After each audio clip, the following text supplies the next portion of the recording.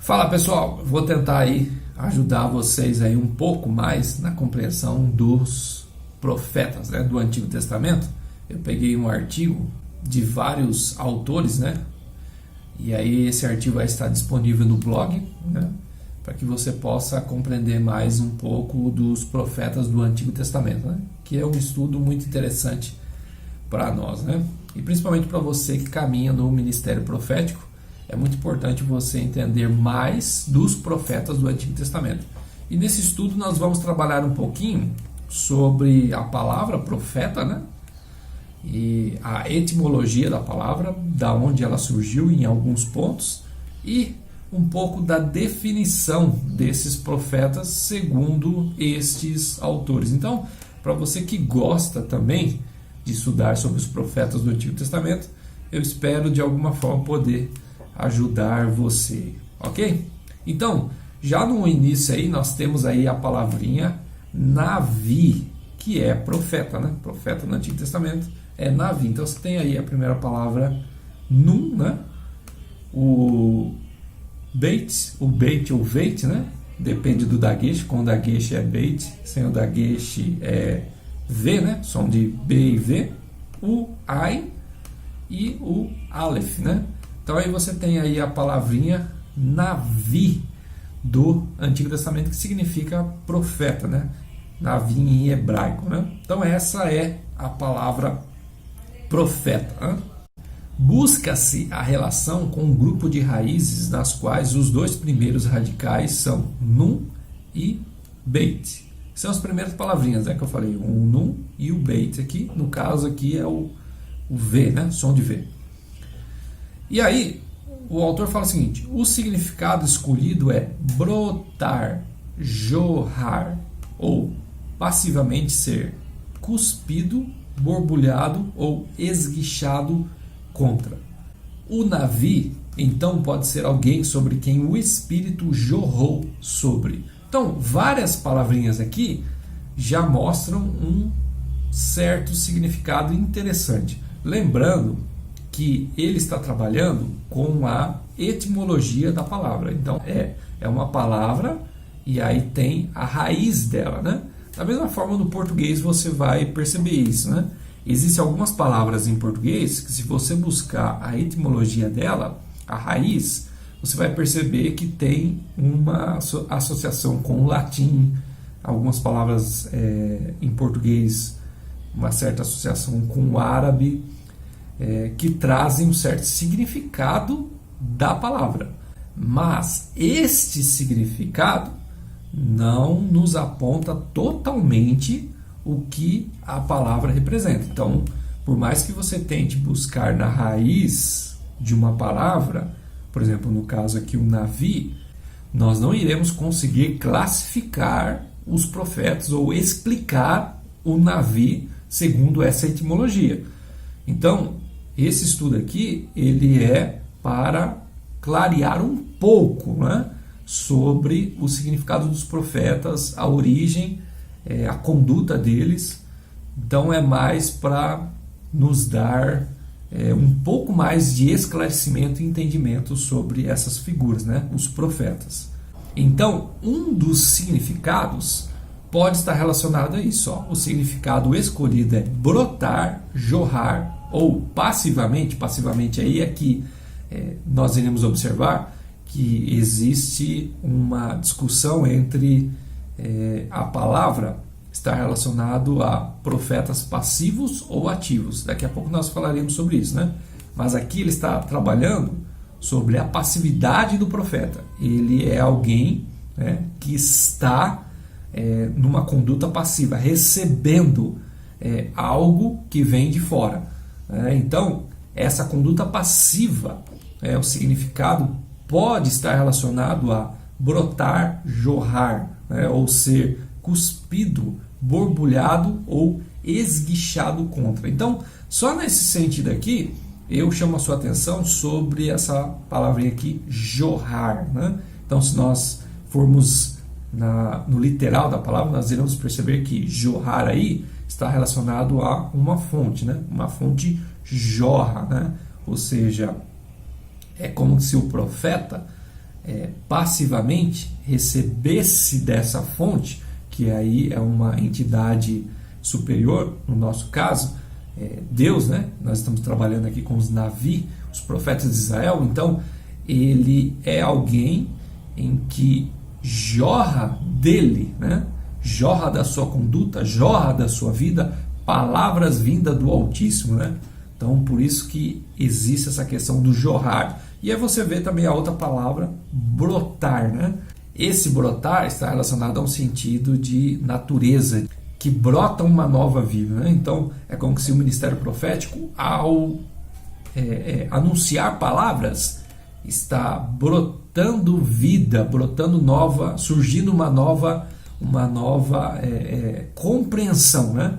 Porque o ministério profético fala, né? Então a fala dele é um brotar de nova vida, um novo entendimento, uma nova concepção daquilo que as pessoas estão ouvindo em relação a Deus. Então é nesse sentido, né? De brotar, né? Brotar uma nova categoria de entendimento através de palavras vindas do Altíssimo, né? Navi pode ter sido chamado assim, nessa questão de brotar, jorrar, né? Porque estava vindo de maneira apressada e como que jorrando em seus gestos e fala. Observarei, jorrar, ou seja, ele está caminhando, ele está prosseguindo, ele está vivendo, porém, nele jorra palavras, nele se expressa palavras. Lembre-se, essas palavras, elas saem do subjetivo, elas saem da dimensão da comunicação divina e elas passam a ser uma realidade. As palavras ultrapassam essa barreira do subjetivo e se tornam reais ao ouvido das pessoas. Então, o entendimento que as pessoas tinham, ou a falta de entendimento que elas tinham em relação à vontade divina, é quebrada. E aí passa uma nova realidade. Passa a haver uma nova realidade. As pessoas ouvem e ao ouvir as palavras dos profetas, elas passam a ter uma outra dimensão, uma outra compreensão de quem é Deus e a vontade de Deus, no caso, a vontade de Javé ali em Israel. Então, o profeta passa, o profeta ele caminha na sua trajetória ou no seu desenvolvimento profético, jorrando palavras, falando nessa fala que é a exploração do subjetivo sendo anunciado e fazendo com que as pessoas passem a captar, a tomar, a ouvir, elas passam a ter um entendimento. É como se alguém que está com muita sede, né, e ele não está vendo nada à sua volta, e aí ele ouve o som de águas jorrando de uma fonte. Então ele corre para lá, e aí ele só ouvia, mas aí quando ele encontra a fonte, ele passa a ver a fonte, e ao ver ele passa a tomar a fonte. Então aquilo que parecia desesperança quando ele caminhava com sede, passa a ter uma esperança porque ele passa a ouvir o som das águas jorrando de alguma fonte. Então ele vai até essa fonte, quando ele chega lá ele vê, né, a fonte, então o subjetivo passa a ter entrar na dimensão da realidade e aí ele bebe dessa fonte para matar a sua sede. Então subjetivo que passa a ser realidade passa agora a ser prática na vida dele, porque ele está experimentando e matando sua sede. Então, da mesma forma, é o desenvolvimento profético e o caminhar dos profetas em relação às pessoas. Eles estão ali na dimensão de receber a palavra, entender aquilo que Deus deseja falar. Então, o subjetivo entrando na realidade da vida do profeta e ele vai desenvolvendo isso. Quando ele passa a falar, quando ele passa a se expressar, as pessoas que não tinham entendimento e elas estavam cegas e com sede, elas passam a ouvir, entender. Então isso começa a entrar no plano da realidade das pessoas. Elas agora ouvem, passam a ver o desenvolvimento profético e aí elas começam a experimentar essas palavras nas suas práticas de vida para matar as suas sedes. Então elas começam a ter uma outra dimensão de quem é Deus e qual é a vontade de Deus para as suas vidas, né? Então, assim é o jorrar do profeta, né, do seu desenvolvimento em relação à sua caminhada. Então, essas palavras vai nos trazer um pouco de esclarecimento sobre o nome Navi, a sua origem, e como isso pode ter uma relação muito forte na prática deles no caminhar ali do Antigo Testamento. Existe um texto que vai falar sobre isso, né? Que é Ezequiel capítulo 20, versículo 46. Fala assim, ó, filho do homem, volve o rosto para o sul e derrama, olha essa palavrinha, derrama as tuas palavras contra ele. Profetiza contra o bosque do campo do sul. Então, observar essa palavrinha, ó, derrama, que é nataf. Ou seja, esse sentido de jorrar, de derramar, né, que faz com que algo venha de Deus, venha de Javé, vinha para os profetas, e eles tinham essa dimensão, né, de expressar essas palavras, derramar essas palavras, fazer com que algo que estava no subjetivo se tornasse prático, visível, né, palpável às pessoas, e lhes trouxessem uma dimensão diferente, uma realidade diferente daquilo que elas não viam e passam a ver em relação à vontade de Deus. Nesse ponto aqui, está falando do juízo. Então, as palavras dos profetas jorrando, derramando, elas estão relacionadas à vontade divina, que pode ser sobre a expressão das misericórdias de Deus, ou pode ser a expressão da ira de Deus, né? Então, Ezequiel capítulo 21, versículo 2, ó, filho do homem, falando para o profeta Ezequiel, volve o rosto contra Jerusalém, ó, tá vendo? Esses dois textos estão relacionados à expressão da ira divina. Então, ó, volve o rosto contra Jerusalém, novamente, ó, derrama, nataf, as tuas palavras contra os santuários e profetiza contra a terra de Israel. Então, observe, a ira divina, vamos tentar classificar, né? Essa emoção divina, ela estava no subjetivo, ela não estava na realidade das pessoas, ela era desconhecida. O profeta capta isso, ou o profeta recebe isso, né, da sua forma passiva, ou na sua forma ativa. Ativa aí está relacionada a um relacionamento do profeta com essa expressão divina, né? Então esse subjetivo, ele entra na realidade do profeta. Ao entrar nessa realidade do Navi, ele precisa expressar, ou ele é levado a expressar, né? Nesse expressar o que era subjetivo, o que era talvez intocável, né? Porque você não vai conseguir tocar as emoções, você não vai conseguir desenhar as emoções. Então, aquilo que era intocável, aquilo que era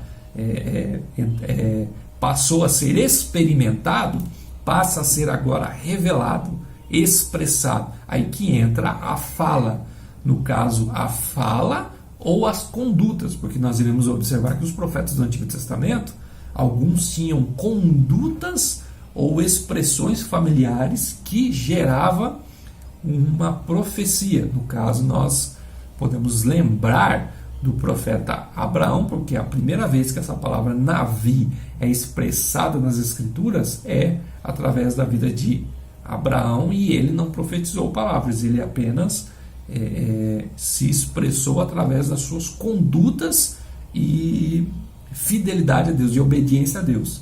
Então, quando o profeta tem essa relação com essa vontade divina, com essa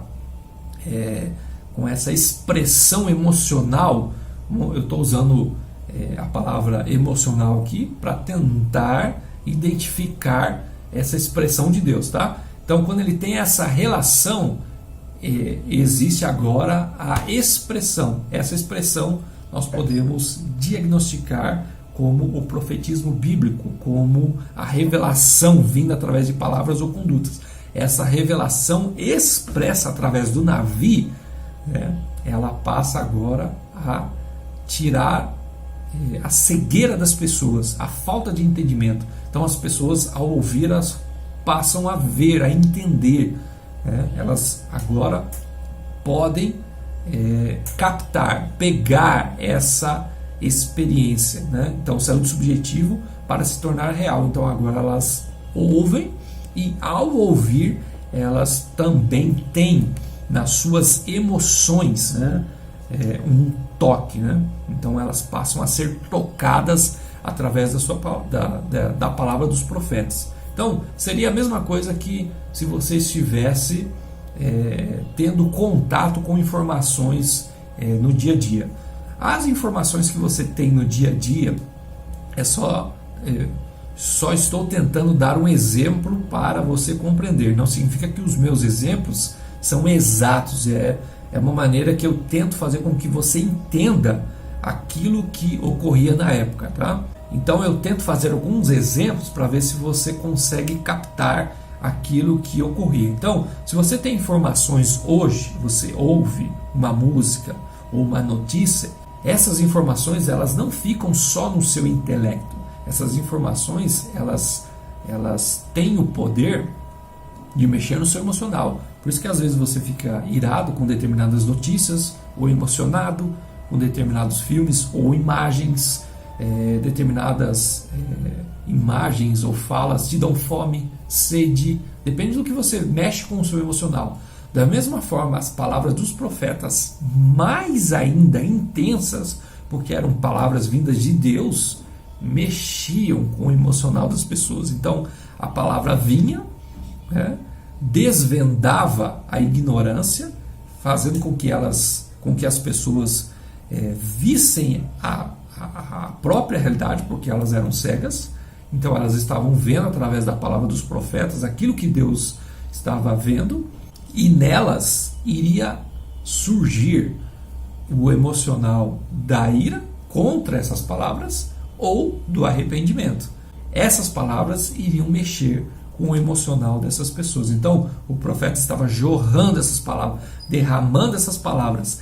O profeta, o Navi, tinha esse poder, né, de ser esse captar dessa dimensão divina, dessa subjetividade, e expressar, ser esse canal de expressão dessa vontade, fazendo com que as pessoas tivessem essa experiência de tocar essas palavras, delas entrarem nos seus ouvidos, abrirem os seus entendimentos e mexerem com suas emoções, a tal ponto que essas pessoas ou iriam se arrepender, ou essas pessoas iriam contra os profetas. Então, essa palavra Nataf, ela tem o significado de pingar, gotejar, destilar, profetizar, pregar, discursar. Então, estas palavras têm o sentido de mostrar que a expressão do Navi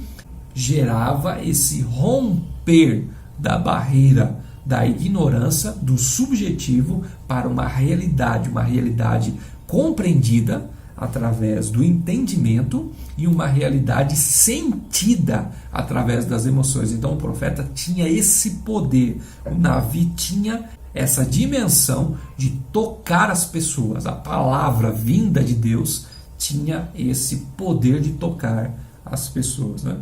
O texto segue, o autor trabalha em outro sentido. Ele fala assim, que essa palavra Navi, ela também pode ter uma conotação com o significado de borbulhar, ferver e derramar, né? Nós já observamos essa questão de derramar, mas eu quero chamar a sua atenção para esse borbulhar e ferver.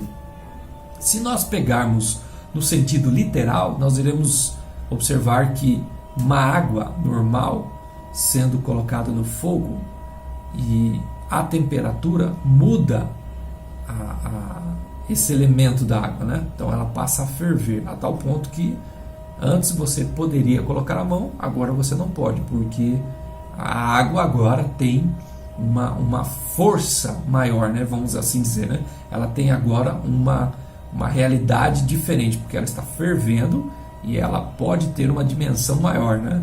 Então aquilo que antes ela não faria mal nenhum ou não geraria em algum outro elemento ou uma outra pessoa um tipo de influência, né?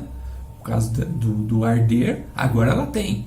Então, é como se as palavras dos profetas, né, normalmente, sem a intervenção divina, não teriam alcance de influência para fazer com que as pessoas fossem totalmente impactadas.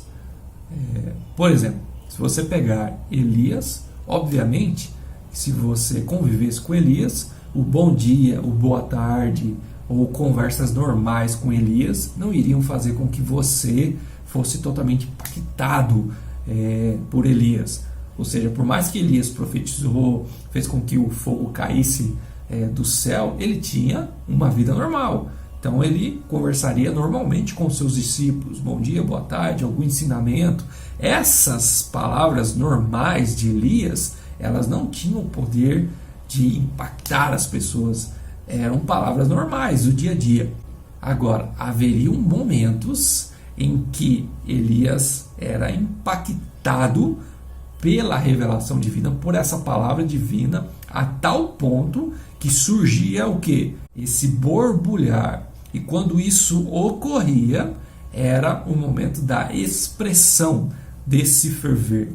Essa expressão desse ferver, dessas palavras, tinha um poder diferente. Não eram mais águas normais, agora eram águas que estavam borbulhando, fervendo. Então, quando isso era expressado, não tinha o mesmo poder de palavras normais. Tinha agora um ferver, porque eram palavras com uma substância diferente, vinda do Altíssimo, que tocava as pessoas. Então, quando essas palavras eram derramadas, expressadas nessas pessoas, essas pessoas eram simplesmente impactadas. Isso ocorreu lá no Monte Carmelo, quando Elias, na frente da multidão, ele simplesmente os desafia e lança a palavra. Até quando vocês vão ficar entre dois pensamentos, né? Vocês vão ficar com Deus e Yahvé, vocês vão ficar com Baal, né? Então, essas palavras, elas não têm um elemento normal do dia a dia.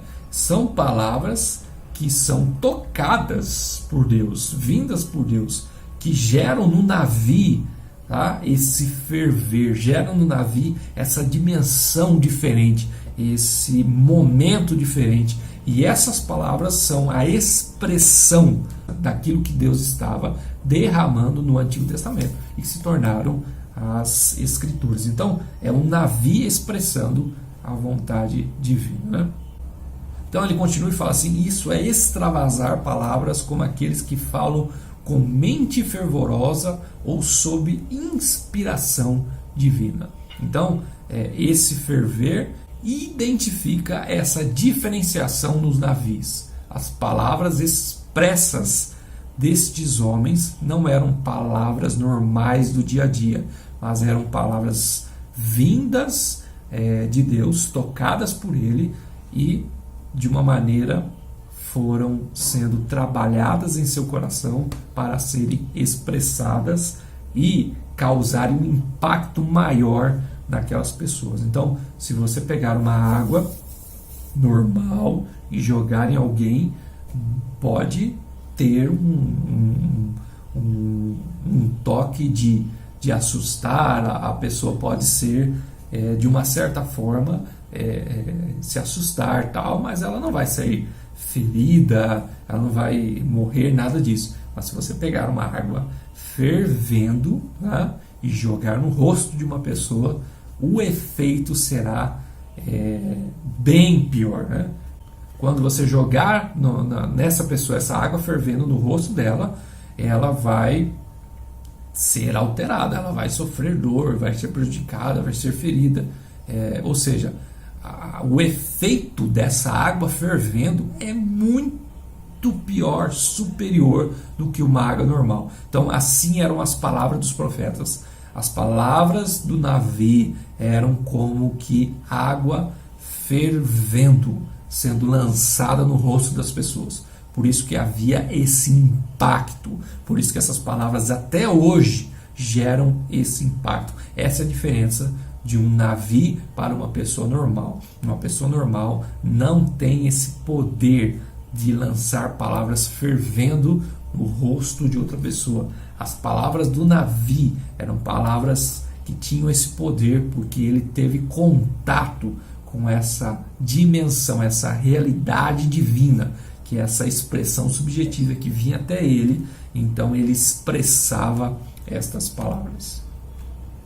Seguindo o texto aí no ponto B, né? Recorre-se ao árabe. Observaram, existem uma raiz aí, da onde essa palavra Navi vem, né? Então, olha lá, nele, Nabá ou Navá, significa anunciar, né? Mas as ideias de borbulhar e brotar também estão representadas nesse grupo de radicais. Então, nós já trabalhamos com esse borbulhar, brotar, e nós podemos trabalhar com esse anúncio, né? Então, nós sabemos que se não houver anúncio, não vai haver entendimento, né? Então, em qualquer área da nossa vida, né? Tanto de comércio, áreas de informação, se não houver um anúncio antes, não tem como você ter entendimento ou dimensão de algo que está para vir, né? Então, aqui o anúncio profético era um anúncio de algo que viria. Então, aqueles que estavam nas muralhas anunciavam ao povo soldados que viriam para atacar a cidade. Então, poderia haver anúncio para um futuro casamento, anúncio de mortes, né? Então, o anúncio aqui tem uma importância para algo urgente ou extremamente importante que viria. Então, pré-instrumento para algo que viria, tipo as trombetas soando, era um anúncio de algo que deveria ocorrer. Então, os profetas têm esse poder de anunciar. Isso significa que eles estão vendo antes. O Navi via antes, o Navi entendia antes, o Navi sentia antes, o Navi tinha experiências antes das pessoas. Então, por isso que ele era um anunciador. Então, ele tinha esse poder, o poder de ver antes, sentir antes, experimentar antes e falar. Ele está antes das pessoas, ele está ante o povo, ele está tendo essa posição privilegiada para poder anunciar. Então, ele era como se ele estivesse na muralha em cima e o povo embaixo. Então, ele tem esse poder de ver o que as pessoas não estão vendo. Ele tem esse poder de entender o que as pessoas não estão entendendo. Esse era o Navi do Antigo Testamento. Esta aula, pessoal, é para que vocês entendam mais dos profetas do Antigo Testamento, a origem deles, a palavra, como eles se comportavam, né? Os sentimentos, para que, se você hoje tem essa caminhada profética, se você hoje caminha nessa dimensão profética, para que você entenda como esses profetas eram no Antigo Testamento, como eles se relacionavam, né? Agora você vai ter o seguinte, no ponto D. O autor ele fala o seguinte, uma derivação especial do assírio é aquela que se liga ao nome do deus Nebo, ou Nevo, né? Alguns pensam que Nevo tem seu nome como orador e arauto dos deuses, mas isso não está provado, que é o que as pessoas mais falam, né? Sobre o deus Nevo, que ele é tipo um orador dos deuses. Na verdade, ele era o intérprete do desejo de Bel-Merodach. Ele lê os oráculos e interpreta os sonhos. Então, ele coloca aqui que ele era o intérprete do desejo de um outro Deus maior. Então, você vai ter a referência, né, Jeremias 48:1, sobre esse Deus Nevo, que as escrituras falam, né? Ai de Nevo, né? Porque foi destruída. Mas o que chama a atenção aqui é o seguinte, que esse Nevo, ele era o intérprete do desejo de Bel-Merodach, né? Então, nesse sentido aqui, que é um dos sentidos que a raiz do Navi surge, você vai perceber que ele não é apenas um anunciador distante, mas ele é alguém que se relaciona e compreende o desejo de um Deus, tá? Então é como se o Navi ele compreendesse ou ele sentisse o desejo né, de Javé, o sentimento de Javé. Então ele tem uma expressão. Vamos tentar trazer um exemplo para a gente compreender esse ponto que é extremamente importante. Imagine que eu escrevo um livro e aí você nem me conhece, compra o meu livro. Você nunca viu um vídeo meu, uma aula, você nunca me viu, tá? Você nunca viu meu rosto, minha face, você nunca ouviu minha voz, nada. Você simplesmente pega o livro e lê com a sua voz. Você está lendo o livro em voz alta, em pensamento, e ao ler você vai ter um entendimento do que eu escrevi. Ao ler você vai ter uma compreensão e você pode até dar aulas sobre o meu livro, tá? Então você teve aí uma experiência, uma realidade de um livro que você recebeu, tá? Vamos ver uma diferença. Digamos que ao invés de você estar nesse nível, você mora comigo e ao escrever o livro, eu estou falando o livro, você está ouvindo minha voz e no dia a dia eu estou expressando para você, porque você vai se redigir o meu livro, eu estou expressando com voz, ou estou gritando, ou estou chorando, ou estou mostrando todo o meu entendimento para que você escreva, e você está tendo essa experiência de me ouvir, entender, às vezes eu entrar em reflexões sobre esse livro, e você está tendo toda essa experiência em sentir o meu emocional ali e escrever o livro. A sua dimensão sobre o livro vai ser totalmente diferente e muito mais rica. Você vai ter uma compreensão muito mais forte para quando você der uma aula, para quando alguém chegar e falar assim, nossa, ele escreveu isso no livro, eu estou achando que é isso. Você vai ter poder de falar, não. Quando ele escreveu isso, ele estava nesse tempo, ele estava sentindo isso, aquilo. Você vai ter uma compreensão maior. Os profetas não receberam as palavras de Deus como se fosse um livro distante, sem total compreensão ou experiência com o autor. Os navios eram como se estivessem redigindo e convivendo ali com essa realidade divina. Por isso que Deus fala sobre aqueles profetas em Jeremias, que são os falsos profetas, onde ele fala assim, vocês não estiveram no meu conselho e vocês estão falando coisas que eu não falei. Era este conselho, era esta sala. O navio tem esse poder, digamos assim, ele tem essa função, ele está ali redigindo e convivendo com o autor. Ele está ouvindo a sua voz, ele está sentindo a sua emoção, tá? Lembra que eu estou usando a palavra emoção para tentar trazer para a nossa realidade as expressões de Deus. Então ele está sentindo essa emoção, ele está convivendo com essa realidade. Então, ao sentir isso, ele está redigindo essas palavras. Então, por isso que há esse sentido do Deus Nevo, que é o intérprete do desejo de Bel-Merodach, né? Isso com Deus Nevo, né?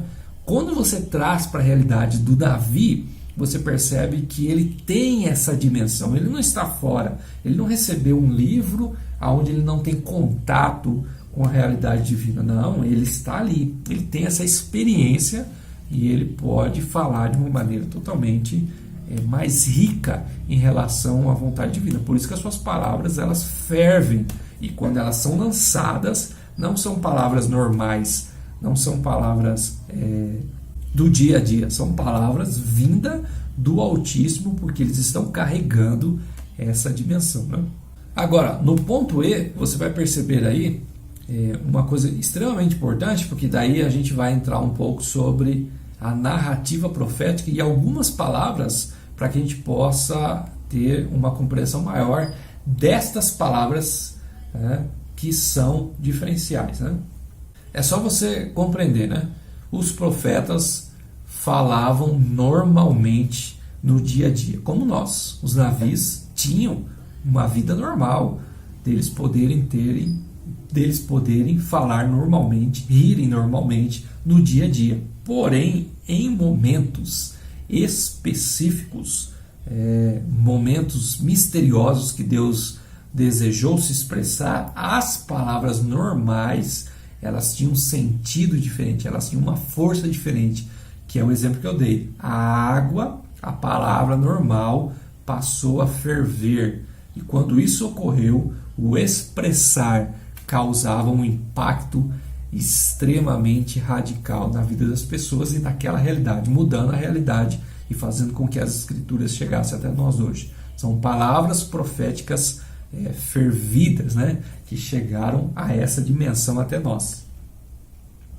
O ponto E vai falar assim, ó, identificar as raízes, Navá e Naham, das quais mais tarde vem a frase conhecida, Nehum Javé, oráculo de Yahvé. Então nós vamos ver algumas palavras como elas eram extremamente importantes no discurso profético, né? Se você observar essas palavras, todas as vezes que você identificar o discurso profético, você vai ver como elas têm um poder diferencial, né, na expressão daquilo que os profetas recebiam. Então, a primeira palavra aí é o Nehum. Essa palavra Nehum significa oráculo, declaração. O texto é Jeremias capítulo 23, versículo 1. Fala assim, ó, ai dos pastores que destroem e dispersam as ovelhas do meu pasto, diz o Senhor. Está vendo essa palavra aqui, ó? Diz o Senhor. Essa palavra diz aqui é Nehum, o Senhor.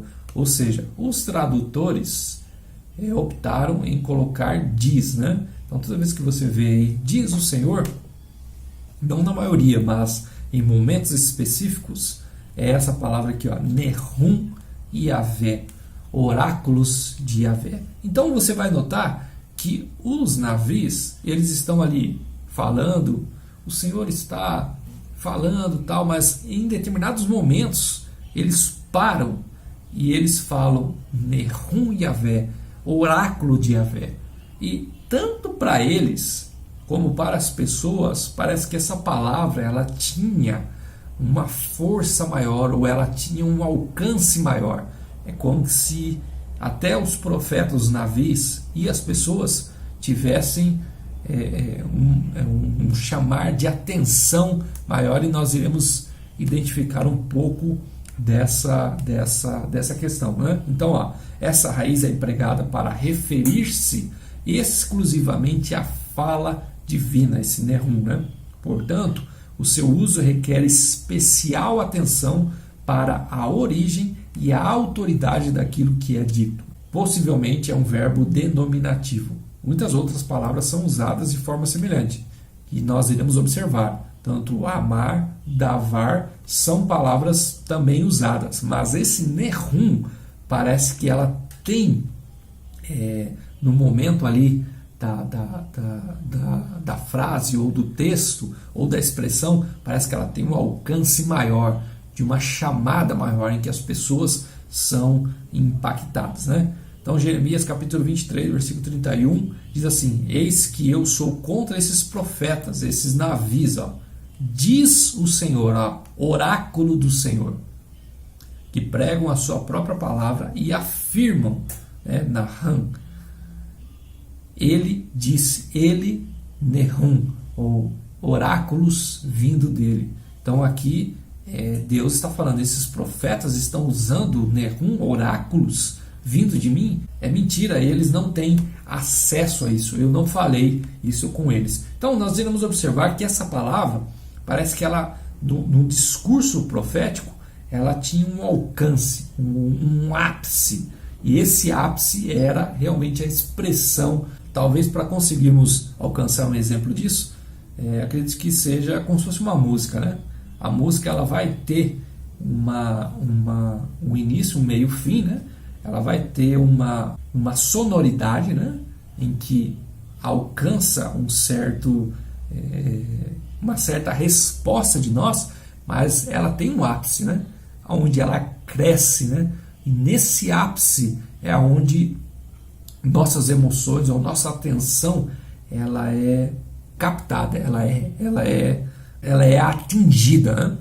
Por causa do ápice, né, dessa canção, dessa música. Então parece que essa palavra Nehum, ela tinha esse ápice. O discurso profético iniciava, ele vai se desenvolvendo, mas ele não era num sentido reto, né? Ele vai se desenvolvendo para um ápice. E nesse ápice era a hora que o profeta expressava Nehum Yahvé, ou seja, oráculos de Yahvé. E era esse momento que as pessoas eram extremamente captadas, né? Resgatadas, capturadas na sua emoção, para que essa palavra realmente penetrasse nas suas almas, né? Acrescentam Nehum as suas próprias afirmações, ou seja, afirmam que Deus o disse, e Deus não havia falado nada, né? Então vamos pegar alguns exemplos dessa palavra para entendermos a força dela, né? Então Ezequiel capítulo 13, versículo 7: não tivestes visões falsas e não falastes adivinhação mentirosa, quando dissestes o Senhor Yahvé diz, Nehum, sendo que eu não falei. Ou seja, vocês estão usando esse ápice, essa expressão, e eu não disse isso. Lembre-se, eu não estou falando que essa palavra tinha um poder, né? Eu estou falando que essa palavra, muitas vezes, não na maioria das vezes, porque talvez você encontre essa palavra em outros momentos aleatórios no Antigo Testamento, mas o que eu estou falando é que havia um ápice, não era um discurso formal, um discurso reto, havia um ápice, e nesse ápice essa palavra Nehum era expressada, oráculo de Yahvé, e quando essa palavra era expressada, era um momento em que havia já o capturar, o sequestrar da atenção das pessoas para que essa palavra viesse, como um golpe forte para nocautear o orgulho da ignorância das pessoas, né? Então Deus denuncia os falsos profetas, declarando que não tiveram visões autênticas, né? Então Deus está ali falando: vocês não tiveram Nehum, vocês não tiveram oráculos. Essa é uma das diferenciações de um profeta verdadeiro e um falso profeta, um navi verdadeiro e um navi falso, né? Ou seja, um navi verdadeiro, ele tem essa capacidade de ir para o ápice e pronunciar oráculos de Yahvé, oráculos de Yahvé. O navi falso, ele não tem esse poder, ele pode tentar ir para esse ápice, mas ele não tem essa dimensão, né? Ele não tem essa força, porque ele não participou do conselho do Senhor. Futuramente eu vou fazer uma aula só sobre o que é esse conselho do Senhor, mas agora, falando de uma maneira bem superficial, o navi verdadeiro está nesse conselho, que foi aquele exemplo que eu disse. O autor está falando o texto, expressando as suas ideias e a sua emoção sobre um texto. O navi está ali na sala, escrevendo esse texto, sentindo essa comunicação com esse autor. O navi falso, ele não está ali. Ele simplesmente pega o texto de longe e ele passa a interpretá-lo, querendo dizer que ele estava naquela sala, mas ele não está. Por isso que ele é falso, né? Jeremias capítulo 9, versículo 22, fala, observe essa palavra, fala, é davar, também é usada no discurso profético, mas ela não é usada nessa dimensão do ápice, né? Então davar é também outra fala do discurso profético que normalmente é usada ali por Deus. Então ela fala, davar, assim diz, Nehum, assim se expressam os oráculos de Yahvé. Os cadáveres dos homens jazerão como esterco sobre o campo e cairão como gavela atrás do negador, e não há quem a recolha. Então você tem aí essa expressão novamente em Jeremias, né?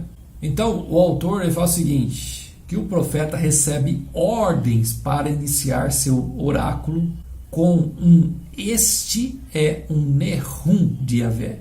Esse é um oráculo de Yahvé, né? Indicando assim que esta era uma palavra distinta da parte de Deus para banir qualquer dúvida sobre a verdade da mensagem, que é aquilo que eu te falei, né? O ápice, né? Que é aquele momento em que essa palavra era usada.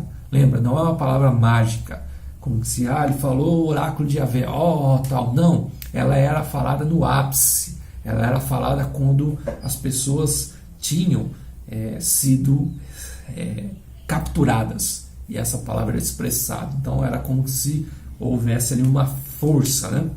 Maior para que essas pessoas fossem tocadas, né? Às vezes esta palavra formal é ampliada, sendo-lhe acrescentado um juramento divino que ressalta a seriedade do que vai ser dito, né?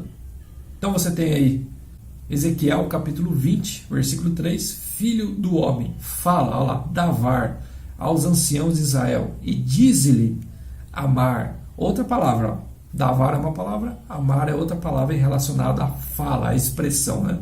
Assim diz, ó, tá vendo que esse diz aqui não é o Nehum, é o amar. Então eram palavras usadas, né? Normalmente. Olha o discurso crescendo. Assim diz, ó, amar o Senhor Deus. Acaso vieste consultar-me? Tão certo como eu vivo.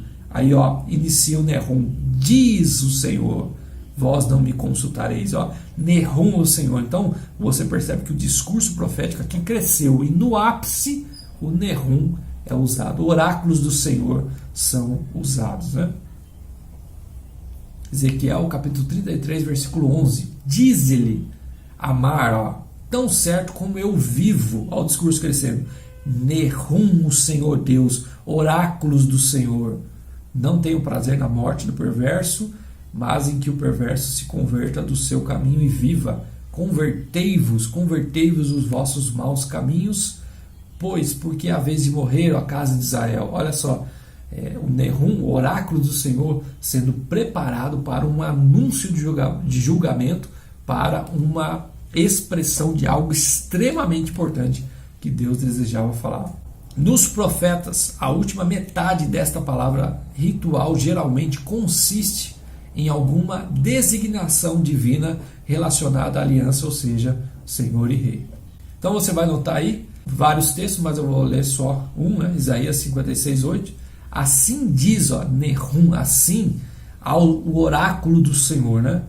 Deus que congrega os dispersos de Israel, ainda congregarei outros aos que já se acham reunidos. Jeremias 46, 18. Tão certo como vivo eu, diz o rei, ó, oráculos do rei, cujo nome é o Senhor. Então muitas passagens não são corretamente traduzidas, trazendo assim diz o Senhor, quando deviam interpretar oráculo do Senhor. O substantivo deve ser traduzido por algo como oráculo de, sentença contra, palavra acerca, proclamação, palavra de Javé sobre, né? Então esse Nehum, ele tem uma expressão, ele tem uma força maior no ápice desse discurso profético, né? Para terminar, essa palavra Nehum, né, Zacarias capítulo 12, versículo 1, sentença pronunciada, ó, pronunciada aqui é davar, pelo Senhor contra Israel. Aí o próprio Senhor fala, né, ó, fala Nehum o Senhor, oráculo do Senhor, o que estendeu o céu, fundou a terra e formou o espírito do homem dentro dele. Então, note que essa palavra Nehum, ela tem uma força maior na expressão profética, do discurso profético. Ela está sendo pronunciada ali no ápice, quando já a emoção, já a atenção das pessoas estão capturadas para que o golpe seja mais forte em relação àquilo que Deus deseja dizer, né? A outra palavra é davar, né? Que é falar, declarar, conversar, ordenar, prometer, advertir, ameaçar, cantar, mandamento, assunto, ação, evento, história. É uma palavra usada na rotina ali, normal, do discurso profético, porém, ela também tem uma força no discurso, né? Mas é muito interessante você observar essas palavras davar, amar e entender a diferenciação delas não como um efeito mágico, mas como um efeito no discurso profético, quando uma é usada e outra é usada no ápice, né? Como nós vimos já o Nehum, né? Que é o oráculo de Yahvé. Essa palavra também ela está ali no discurso profético.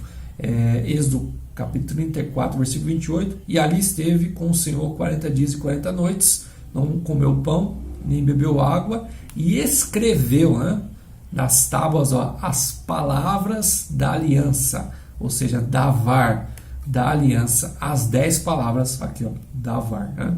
Então você vai ter aí essa palavra sendo usada ali na rotina do dia a dia dos israelitas, porém ela também é usada no discurso profético. No artigo você vai ter vários exemplos dela, né?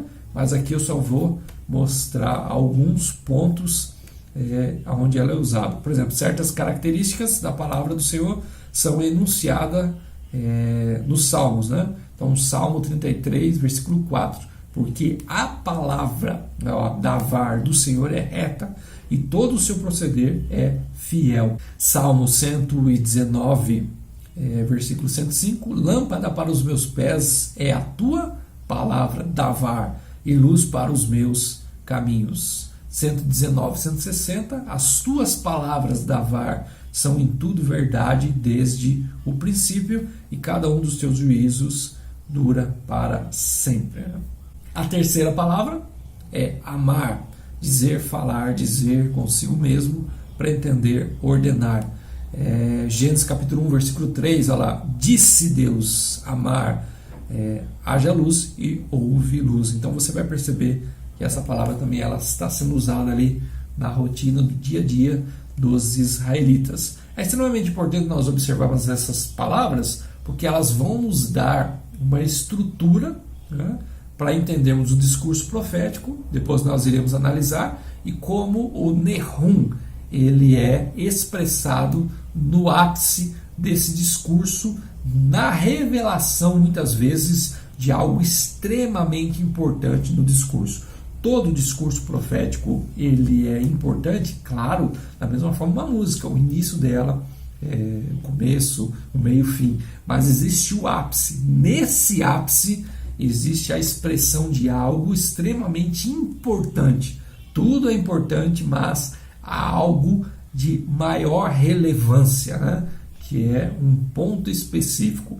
E no discurso profético, Nehum expressa esse momento de relevância de algo extremamente importante. Então, pessoal, voltando um pouco, né, para o ponto F, voltando lá para a raiz de Navi, a etimologia e alguns pontos de esclarecimento. No ponto F, o autor fala assim: certos estudiosos judeus e mais recentemente Land trazem Navi em relação ao verbo bo, ou vo, entrar, ou seja, né, alguém em quem se entrou, ou seja, pela divindade. Aqui você percebe que há uma forte ênfase na questão passiva do Navi, né? Alguém ali que passivamente está esperando uma atividade superior forte que entra, ou seja, está em conexão com a realidade desse Navi, em conexão com a mente desse Navi, a sua percepção, o seu entendimento e suas emoções. Então, é alguém superior que está entrando nessa realidade do Navi, né? Em vista dessa incerteza das várias derivações, é um fato extremamente feliz que, de algumas passagens do Antigo Testamento, possamos chegar com certeza ao sentido da palavra da Escritura na esfera da revelação. Há alguns exemplos nesse sentido que nós podemos ver com Moisés e com Jeremias. Então, Êxodo capítulo 4, versículo 16, para Moisés fala assim, ele falará por ti ao povo, falando de Arão, ele te será por sua boca e tu lhe serás por Deus. Olha só, Javé falando que Arão seria um Navi, um profeta, e Moisés seria Deus para Faraó. Êxodo capítulo 7, versículo 1. Então disse o Senhor a Moisés: vê que te constituí como Deus. A mesma palavra usada para descrever o Senhor ali no povo, né? Deus estava constituindo Moisés como um Deus ali na realidade de Faraó. Te constituí como Deus, Elohim, sobre Faraó. E Arão, teu irmão, será teu profeta. Então, a mesma relação que Deus estava tendo com Moisés, Moisés teria com Arão, né? Entre Deus e Navi. Jeremias capítulo 1, versículo 5 e 6. Antes que eu te formasse no ventre materno, eu te conheci, e antes que saísse da madre, te consagrei, e te constituí profeta.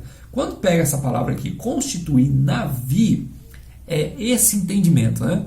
Não é alguém de fora que simplesmente pega uma pessoa e com uma varinha de condão bate na cabeça da pessoa e fala assim, te constituí, te transformei em profeta. Não, esse constituir aí está relacionado a esse entrar, tá?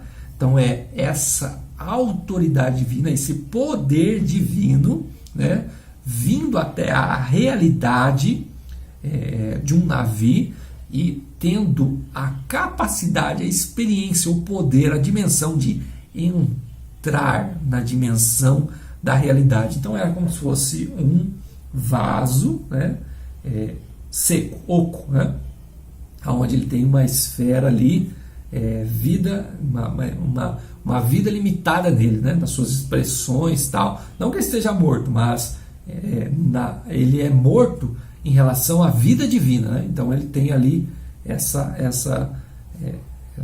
vida oca, né? Então a dimensão divina não toca e simplesmente sai, né? A dimensão divina, ela entra como se fosse águas, né? Enchendo esse vaso, enchendo o profeta. Então ele entra na dimensão do profeta, na sua percepção, nos seus olhos, nas suas emoções, né?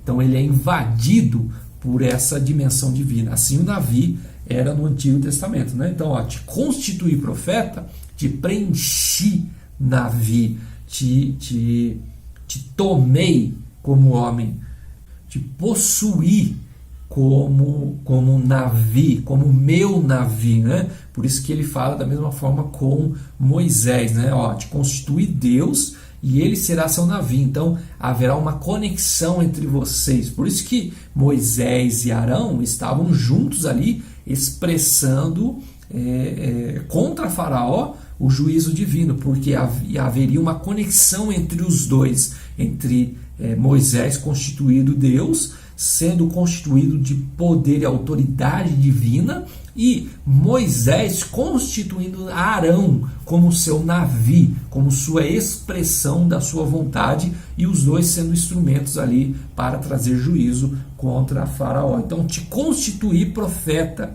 falando aqui para Jeremias, te constituí Navi às nações, né?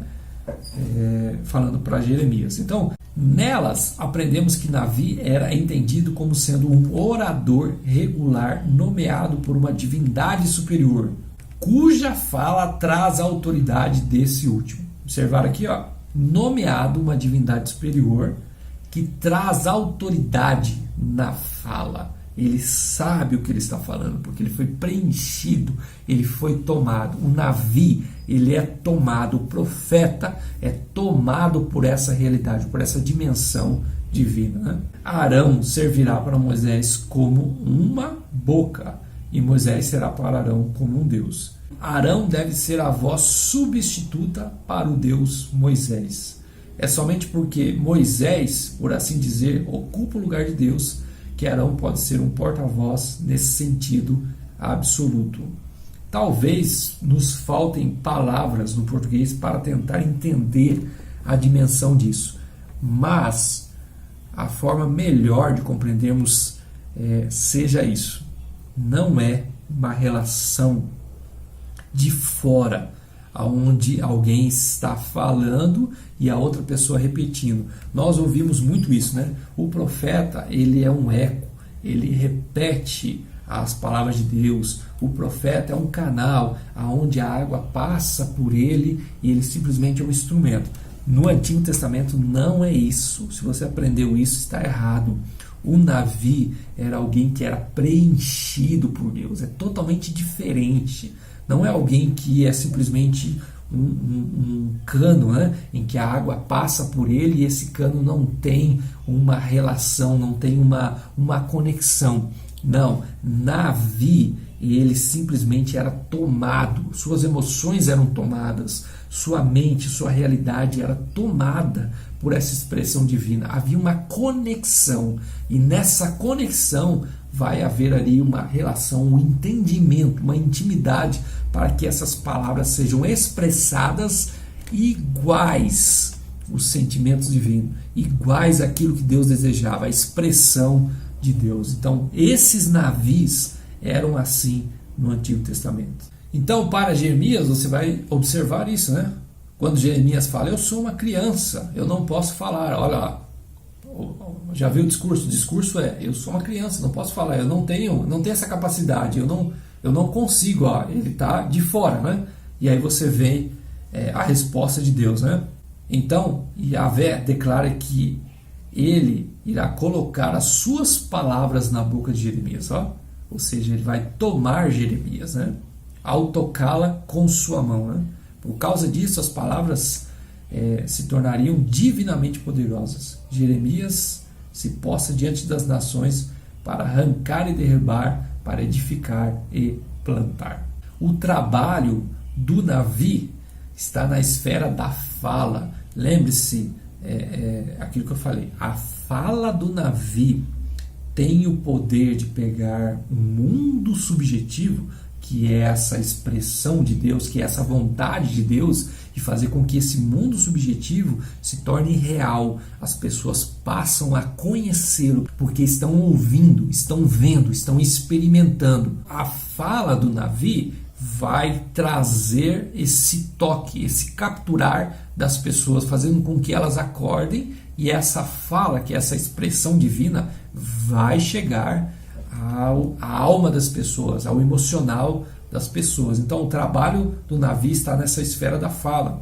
E essa não é uma fala ordinária, corriqueira, do dia a dia, como no curso normal da vida de um homem. Pode falar representativamente em nome de outro. Ela é uma representação sem paralelo, carregado de autoridade divina e, em certa medida, onipotência divina. E estas são baseadas na comunicação divina. Yahvé toca a boca e põe palavras lá, e elas adquirem o efeito de palavras divinas. Ou seja, ouvir os profetas, ouvir os Navi no Antigo Testamento era ouvir o próprio Deus, porque as palavras de Deus estavam vindo preencher, entrar para usar as palavras, para usar o instrumento, mas em conexão com o instrumento do Navi para se expressar e tocar as pessoas, captar as pessoas. E o discurso profético não era um discurso de uma reta normal, ele tinha o começo, chegava-se ao ápice para capturar as pessoas, para realmente bombardear o orgulho, quebrar as pessoas. Por isso que Jeremias tinha essa dimensão, né, de falar às nações para arrancar e derrubar, para edificar e plantar, né? Esse discurso profético, esse poder profético sendo bombardeado nas pessoas, né? O ponto está, portanto, claramente estabelecido de que, mesmo na consciência hebreia pré-mosaica, um Navi é um porta-voz autorizado da deidade, em que em sua palavra reside um poder divinamente comunicado. Yahvé não se empenha em ensinar para Moisés o que um profeta é. Ele toma como certo que Moisés sabe, e nessa suposição ele constrói a analogia em que Moisés figura como um Deus e Arão como um profeta. Aqui, pessoal, nós precisamos desconstruir a ideia de que o chamado é no momento em que você tem ali as mãos sendo colocadas em você e tudo passa a ser novo, né? Como se fosse um super-herói. Não, nós precisamos entender que os navios são trabalhados por Deus desde a sua mocidade, né? Há um trabalho contínuo de Deus na vida desses navios em relação à família, ao dia a dia, ao trabalho. Existe ali por trás, né, da vida desses navios, uma sabedoria divina em que vai fazer com que cada detalhe da vida desses navios seja usado para uma expressão daquilo que Deus desejava. Então, você vai pegar ali Moisés andando pelo deserto, trabalhando com as ovelhas ali do seu sogro, depois toda aquela sua realidade vai servir para o desenvolver profético, para a expressão profética, para aquilo que Deus desejava. Assim você vai ver com todos os navios. Então, um navio não era alguém que, quando chamado para expressar, quando Deus simplesmente entrasse ali em conexão com ele, deveria passar um tempo de aprendizado. Não, um navio, quando conectado com Deus, ele já estava pronto para aquilo que Deus desejava fazer. E tudo aquilo que ele era seco, tudo aquilo que ele era apenas como um instrumento, agora passa a ter vida, porque o instrumento agora vai ter aquele que o use. Simplesmente era como se fosse uma vida entrando para um instrumento já trabalhado para ser expressado. Isso significa que o que ele era estava já pronto para aquilo que Deus deveria fazer. Então, se você pegar Jeremias, o instrumento seco, né, fala o que? Eu não tenho capacidade, eu não tenho força, atitude, ousadia, maturidade, eu não tenho. É o discurso de Jeremias, é o discurso de todas as pessoas, porque é o instrumento seco. Mas aí quando Deus chega e fala o quê? Está pronto sim, porque eu te chamei. Então, tá vendo? É a dimensão divina entrando no instrumento seco. Você já está pronto, você só não tinha o poder, você não tinha a vida, mas agora você tem. E o que você é já, o que você já está pronto, eu vou usar. Então, essa é a diferenciação que nós precisamos entender com os profetas do Antigo Testamento. Eles já estavam prontos, eles só não eram expressão porque ainda não houve essa dimensão, essa revelação, mas quando ela veio, eles já estavam prontos para serem usados. Então, se trouxer para a nossa realidade hoje em dia, se você tem esse discurso de eu não estou pronto e blá blá blá, entenda, você já está pronto. O que falta para você, profeta, é essa conexão, esse entrar, para que você seja revelado, para que a palavra de Deus seja revelada através da sua vida.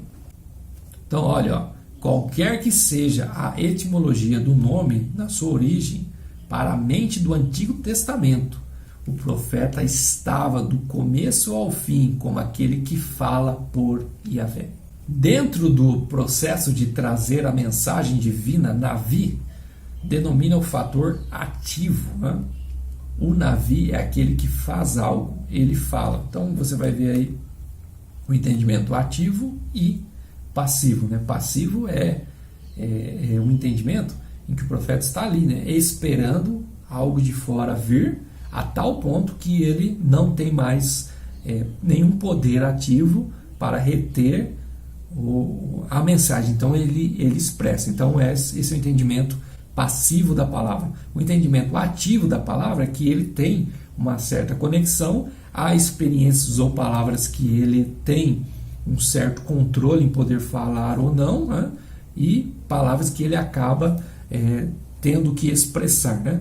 Então o Navi é aquele que faz algo, ele fala. É verdade que, a fim de estar apto para fazer isso, ele deve ter sido passivo primeiro, porque ele recebeu essa experiência, né? Ele deve ter recebido ou experimentado alguma coisa primeiro, mas isso não é expresso no nome. Ele apenas pressupõe isso, né? De fato, a recepção de uma mensagem divina não implica necessariamente que ela deve ser comunicada. Ó. Ele tem ali uma capacidade ativa, talvez reter algumas coisas, né? E entender aquilo que deve ser falado ou não, né? Ela pode ser somente para o recipiente, para ele, né? Ou tem a intenção de não ser mencionada. Isso é fato, com certeza houveram coisas faladas ali aos navios, aos profetas, que eles não expressaram, né? Mas somente aquilo que Deus desejava. Né? Somente quando com a mensagem vem, explícita ou implicitamente, a ordem para transmiti-la é que então é um caso de profecia, ou seja, é um momento em que o poder ou a atitude do profeta ativa, ela se submete a um poder superior maior em que ferve, né? Ferve e há a expressão do profeta. Né? Isso nós podemos ver na fala de Jeremias. Qual é a fala de Jeremias? Nós vamos ter a dimensão daquilo que eu estou falando, ó, e daquilo que eu trabalhei nesses navios nesse tempo todo. Ó. Jeremias capítulo 4, versículo 19, é o que ele fala. Ó, meu coração. Então aqui há uma expressão forte, né? No sentido assim, ele está sentindo. Ó, Javé entrou em Jeremias, Javé teve essa conexão. Então, meu coração aqui, você já tem aqui a expressão das emoções, né? Meu coração, ó, eu me contorço em dores. Ou seja, essa expressão, essa palavra, essa dimensão não está só no intelecto, não está só no entendimento, está no emocional, está no corpo.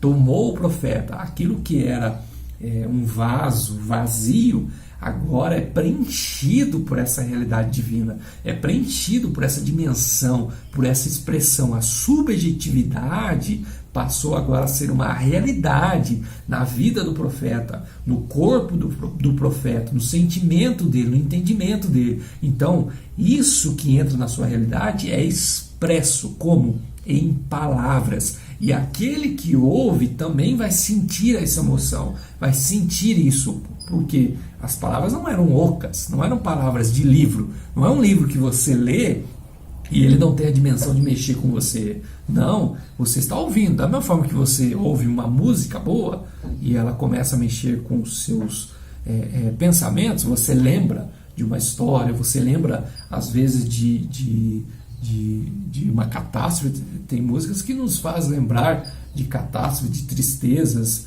de amores perdidos, de pessoas perdidas. Elas podem nos trazer tristeza, ou lembra de viagens boas, momentos bons, podem nos trazer alegria. Música, né? Ou seja, a música também, ela, dependendo da música, pode mexer com as suas emoções, tristeza, alegria, emoção. Então, o discurso profético não era um discurso oco, vazio, não é um livro que você está lendo sozinho, mas era a expressão de um vaso, de um navio que foi preenchido, tomado por essa realidade, e isso mexeu com suas emoções, com seus sentimentos, trazendo ele até dores, e aí ele expressa em palavras. Esse expressar em palavras é aquilo que eu falei, é a água que passa a ferver e ela tem agora um poder diferente. Ela não é uma água normal sendo lançada nas pessoas, é uma água fervendo, sendo jogada no rosto das pessoas, e isso vai fazer com que elas sejam impactadas. Então, o meu coração, eu me contorço em dores. As paredes do meu coração, meu coração se agita. Quando usa a expressão coração se agita, é o meu emocional, as minhas entranhas, a minha força, tudo que eu sou. Então Jeremias, o profeta, está expressando isso em palavras. Então, se agita, está aterrorizado. Então esse agitar aqui, eu estou aterrorizado, isso está tirando o meu sono, isso está mexendo com as minhas ideias. Então meu coração se agita. Aí olha o que ele fala: não posso calar-me. Então, se havia aí a ideia de ativo no profeta, passa a ter aqui passividade. Ele não tem mais poder de controlar, ele não tem mais poder de reter. Então, não posso calar-me agora eu não consigo segurar essa água que está fervendo e ela vai sair do recipiente, né? Então, se você pegar um leite e colocar no recipiente, ele sem ferver ele vai permanecer ali, mas se ferver ele vai sair do recipiente. Então, essa conexão de Javé com seus navios geram esse ferver a tal ponto em que a atividade dele não tem mais controle, não tem mais poder. Então a água vai ferver. Então não posso calar-me, porque ouves, ó minha alma. Ele falando para ele: eu estou ouvindo, eu estou vendo. Ouves, ó minha alma, o som da trombeta, o alarido de guerra. Lembra o exemplo que eu falei? O profeta está na muralha, ele está vendo. Ele está sentindo o que o povo não vê, o que o povo não sente. Então ele está vendo a força divina vindo, o anúncio divino, que não é oco, não é palavra sem sentido, palavra sem vida, mas essa dimensão, essa força, esse poder que entra sobre ele. Então ele está vendo, ele está sentindo, e agora as suas palavras são expressa para que as pessoas também possam sentir essa realidade. Então, olha lá, a minha alma, o som da trombeta, o alarido de guerra. Então, assim, o profeta é aquele que fala aos outros, né? Aí, nesse caminho, nós iremos analisar um discurso profético, né? Que é de um navi verdadeiro e um navi falso. E lembrando das palavras Nehem, oráculo, Davar, Amar, e o discurso, e nós iremos identificar isso que Jeremias vivia, essa realidade que ele vivia nesse discurso, e a realidade diferente de um falso profeta e como que ele caminha. Lembrando que um falso profeta era um profeta verdadeiro. Por quê? Porque ele não participa do conselho. O conselho é aquilo que eu te falei. É esse ambiente, esse patamar, essa estrutura, essa realidade onde o profeta está em conexão com Javé. Esse navio está em conexão, redigindo e sentindo o ambiente das palavras, sentindo o ambiente dessa expressão. Isso o faz ser um verdadeiro profeta. O navio falso, ele simplesmente pega o livro à distância e começa a interpretar, aquilo que o autor estava querendo dizer. Aí ele passa a ser falso, tá? Então, aqui nós iremos ver no embate, né, de um verdadeiro navio e um falso navio, o que ocorreu. Então, depois de toda essa estrutura que nós montamos aqui, nós iremos ter um entendimento maior nesse discurso profético. Então, ó, Jeremias capítulo 28, do versículo 1 ao 16. Ó, no mesmo ano, no princípio do reinado de Zedequias, o rei de Zedequias, rei de Judá, tá, no sul, porque o norte havia já sido destruído, né? Então era o reino que ainda se mantinha, que o templo estava ali, né? Mas seria devastado através da Babilônia, né? Isto é, no 4º ano do 5º mês. Ananias, ó, filho de Azur e profeta, ó, tá vendo? Navi, ele é diagnosticado como Navi, mas ele vai ser depois colocado como um Navi falso. Então, todos são navios, mas essa relação do conselho o faz ser verdadeiro ou falso. Nós iremos observar que esse Ananias, ele está com um livro fora desse conselho, interpretando a vontade divina, simplesmente diferente daquilo que o autor disse, né? Então, ó, filho de Azur e profeta de Gibeão, me falou na casa do Senhor. Olha aqui, ó, me falou Amar, na casa do Senhor Javé, na presença dos sacerdotes, ó, na presença da elite, os sacerdotes, o povo, o rei, eles estão ali na elite, expressando aquilo que Deus falava, ou seja, eram profetas reconhecidos pelo povo, navios reconhecidos, com títulos. Eles eram mantidos pelo rei, eles recebiam, eles eram protegidos, ao contrário de Navi Jeremias, né? Na presença dos sacerdotes e de todo o povo, dizendo a palavra dizendo, Amar, Assim fala Amar o Senhor, Javé, dos exércitos, Deus de Israel, dizendo, quebrei o jugo. Olha o que ele está falando, aquilo que eu te disse, né? Ele está interpretando o livro, interpretando as palavras de Javé. Olha a profecia dele, quebrei o jugo do rei da Babilônia. Olha só, totalmente contrário do que Jeremias falava, quebrei o jugo do rei da Babilônia. Dentro de 2 anos, e ainda ele fala a data, hein? Eu tornarei a trazer a este lugar todos os utensílios da casa do Senhor, que daqui tomou Nabucodonosor, rei da Babilônia, levando-os para a Babilônia. Lembrando, isso foi profetizado, que Nabucodonosor faria isso. Então ele está trazendo uma outra profecia, falando que essa profecia vai ser quebrada. Ou seja, ele está, olha só o que esse Navi está falando. Esse Navi está interpretando o livro, as palavras, tá? Quando eu uso aqui essa analogia de livro, são as palavras. Então ele está dizendo que estava no conselho, interpretando as palavras de Javé contra as palavras que já haviam sido proferidas pelo Navi Jeremias. É isso que ele está falando.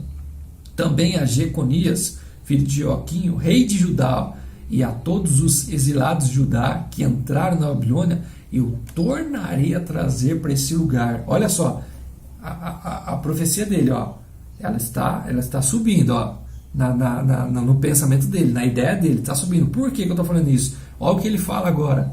Diz o Senhor, ó, oráculo do Senhor. Ele usa a palavrinha oráculo do Senhor, ou seja, um Navi, tá? Que não estava no conselho do Senhor. Ele usa a palavra Nehum. Ele usa a palavra Nehum do Senhor no ápice. Assim diz o Senhor, o oráculo do Senhor, ó, porque quebrei o jugo do rei da Babilônia. Esse foi o discurso dele. Ele usou o mesmo discurso, né? Usando o ápice, Nehum, para tentar expressar ali o que Deus falava, né? Então Jeremias responde, olha lá, Navi, Jeremias responde ao Navi Ananias. Observarei, são 2 Navi discursando na frente de todas as pessoas as palavras de Javé. A diferença é que um está no conselho, o outro não está, mas os 2 estão tentando usar as palavras de Javé, né? Jeremias responde a Ananias na presença dos sacerdotes e perante todo o povo que estava na casa do Senhor. Disse, pois, Jeremias, o profeta Navi, amém. Olha o que ele fala, é como se ele estivesse falando assim, amém, amém. Assim faça o Senhor, assim faça Javé. Jeremias não está indo contra essa palavra, é como se Jeremias estivesse falando assim, amém. Se você falou pelo Senhor, amém. Então é como se Jeremias não tivesse ali uma posição ainda. Ele não vai pela sua força, lembre? O Navi não faz as coisas pela sua ideia, pelo seu intelecto. Eu não gosto de Ananias, eu sou profeta aqui reconhecido, não é você. Não, Jeremias fala, amém. Assim faça o Senhor, se cumprir, amém. Então, olha lá, assim faça o Senhor. Confirme o Senhor as tuas palavras. Ó, Davar, com o que profetizasse, e torne ele a trazer da Babilônia a este lugar os utensílios da casa do Senhor e todos os exilados. Ponto. Mas ouve, ó, chamar, ouve. Agora esta palavra, Davar, que eu falo, a ti e a todo o povo que ouçais. Os profetas, os navis, tá? Que ouve antes de mim e antes de ti, desde a antiguidade, profetizaram guerra, mal e peste contra muitas terras e grandes reinos. O profeta Navi que profetizar paz, só ao cumprir-se a sua palavra, será conhecido como profeta de fato enviado do Senhor. Olha o que Jeremias fala. Gente, ainda Jeremias não tinha uma palavra contra a palavra do Navi Ananias. Ainda ele não tinha, mas ele tinha algo que diferencia os navios, e eu vou falar isso para você. O que ele tinha? Ele tinha entendimento da sua conexão com os navios verdadeiros.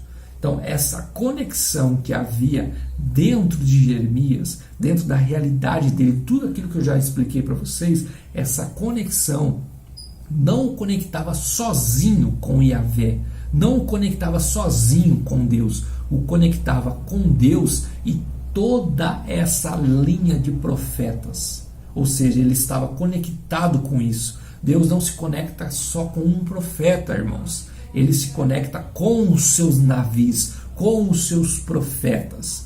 Então, essa conexão o faz estar em interatividade com outros navios e o faz entender que aquilo que ele fala está em conexão daquilo que outros profetas já falaram. Ou seja, não existe profeta sozinho. Quando Elias usou essa fala, só eu estou aqui, Senhor, Deus nunca falou para ele, realmente só você está aí. Não, jamais. Quando Elias insiste nesse discurso, tanto no Monte Carmelo, como lá no Monte Horebe, quando ele fica falando, eu fui zeloso, mataram todos os profetas, só eu fiquei, Deus responde para ele.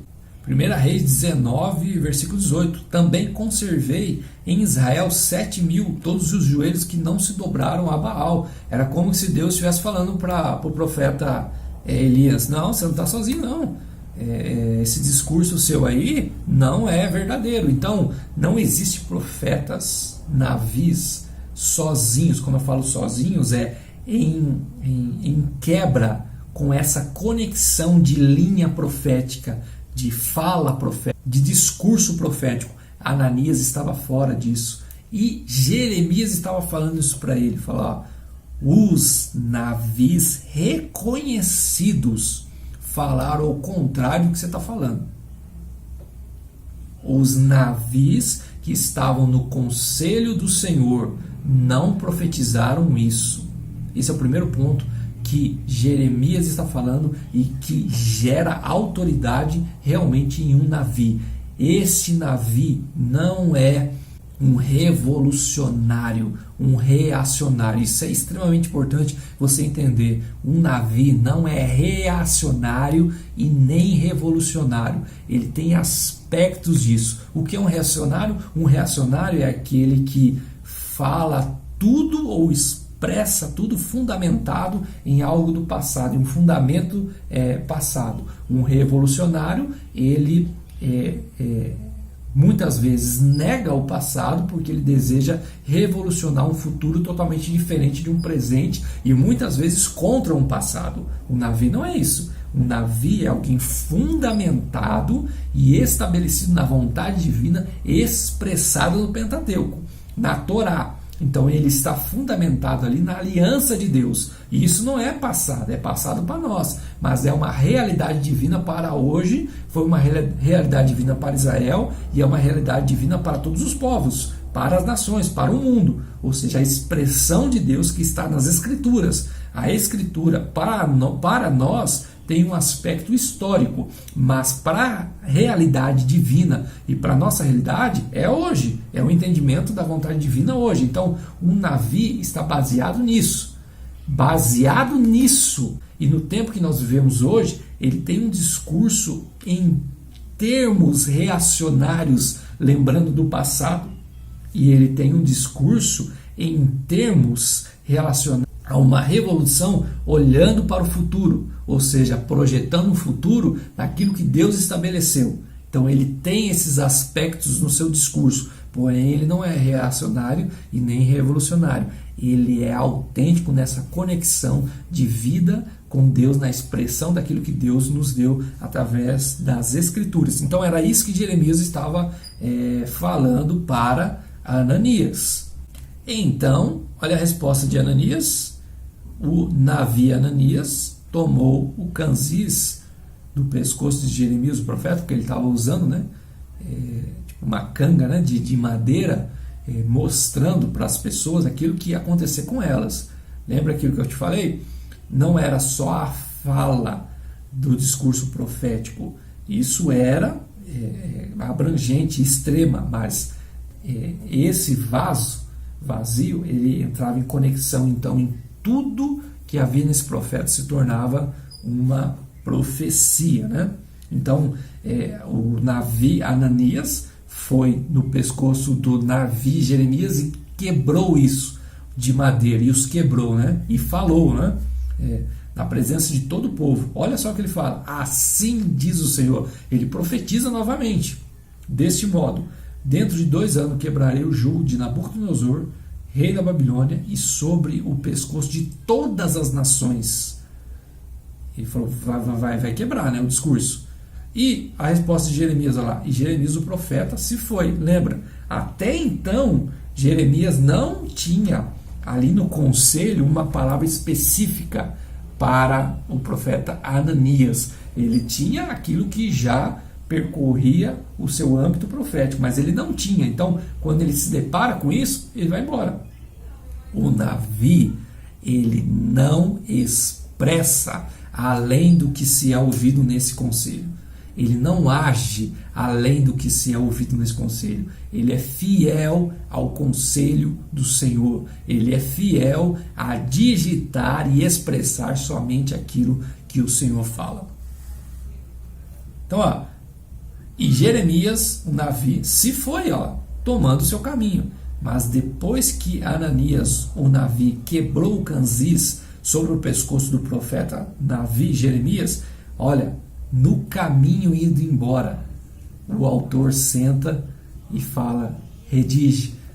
O autor senta e fala, vamos redigir, Jeremias, mais uma palavra. Senta aí no conselho. Aí, veio esta palavra da VAR do Senhor dizendo, vai e fala a Ananias dizendo, assim diz o Senhor, canzis de madeira quebraste, mas em vez deles farei canzis de ferro, porque assim diz o Senhor dos Exércitos, Deus de Israel, jugo de ferro pus sobre o pescoço de todas essas nações, para servirem a Nabucodonosor, rei da Babilônia. E os servirão, também lhe dei os animais do campo, disse Jeremias o profeta, ao profeta Ananias, ao Navi Ananias, ouve, a mesma palavra, chamar Israel, ouve agora. Ananias fala para ele, o Senhor não te enviou. Como que um Navi pode falar para outro Navi, o Senhor não te enviou? Porque ele está no conselho, redigindo e ouvindo o Senhor falar. O Senhor está me falando aqui que ele não te enviou, Navi. Você, Navi, não é enviado pelo Senhor. Então ele tem essa autoridade. O Senhor não te enviou, mas tu fizeste este povo que confiasse em mentiras. Olha só o que ele está falando, que o seu discurso é um discurso que não vem dessa dimensão, dessa experiência, deste conselho. Pelo que assim diz o Senhor, eis que te lançarei de sobre a face da terra, morrerás este ano, porque pregaste rebeldia contra o Senhor. Morreu, pois, o profeta Ananias no mesmo ano, no 7º mês. Então, só para encerrarmos aqui, nós iremos observar boa parte também do discurso profético de um Navi verdadeiro, né? Primeiro, não podemos pensar que um Navi só é Navi porque ele sabe o futuro. Não. Um Navi verdadeiro é aquele que tem essa fidelidade à aliança que Deus fez com o seu povo. Ele vive nessa realidade, ele está nesse conselho, ele é fiel ao Senhor e ele vive essa conexão com Javé. E dessa conexão, desse conselho, ele tem revelação do futuro. Ele tem revelação de certos acontecimentos que Javé expressa no seu plano para com seu povo e para com seus escolhidos. E nesse caso, houve uma revelação de que Deus estaria abatendo um falso Navi, quebrando um Navi. E por isso ele expressa, você é falso, Deus não te enviou, você é um Navi falso e Deus vai cortar você, Deus vai matar você. Então, no conselho, ele tem essa informação privilegiada, ele pode redigir essa informação privilegiada contra um falso Navi. Então ele tem essa revelação do futuro e isso faz realmente ter essa autoridade de um verdadeiro Navi. E aí ele continua: por que você vai ser cortado? Por que você vai ser morto? E ele continua: porque você pregou rebeldia contra o Senhor. Observaram? A falsa profecia de um Navi, né? Um Navi falso, quando ele interpreta a vontade divina, lendo um livro distante, tá? Quando ele interpreta fora daquilo que está no conselho do Senhor, a sua fala gera rebeldia nas pessoas. O que é rebeldia aqui? São pessoas que estão ouvindo o discurso profético dele, ouvindo a fala, mas interpretando totalmente contrária daquilo que Deus expressou realmente aos seus navios verdadeiros. Por isso que é rebeldia. Rebeldia é não se submeter à vontade daquilo que Deus estabeleceu. Então, aí ele fala que o profeta Ananias, o falso profeta, iria morrer. Então, esse é um discurso de um verdadeiro Navi com um falso Navi expresso. Ok, pessoal, acho que está bom até aí, né? Nós vimos aí bastante coisa sobre o Navi, né? O verdadeiro profeta das Escrituras. Espero poder ter te ajudado aí a entender mais sobre esse Navi. Futuramente, na próxima aula, nós vamos falar sobre o Hotse, o vidente, né? Pegar a etimologia da palavra, a dimensão, para entender. Então, espero poder ter ajudado você. Comente alguma coisa, faça uma pergunta aí, lembrando que eu não sou um especialista no assunto, mas alguém que estuda os profetas para poder ajudar aqueles que também gostam disso e aqueles que estão caminhando no desenvolvimento profético, porque quem ama a Deus procura os seus profetas. Então, procure os profetas dessa geração e vamos estudar cada vez mais. Ok, pessoal? Deus abençoe. Até a próxima aula. Posso ouvir a mensagem que vem do monte onde morreu seu sangue carmesim, um dia por mim verteu.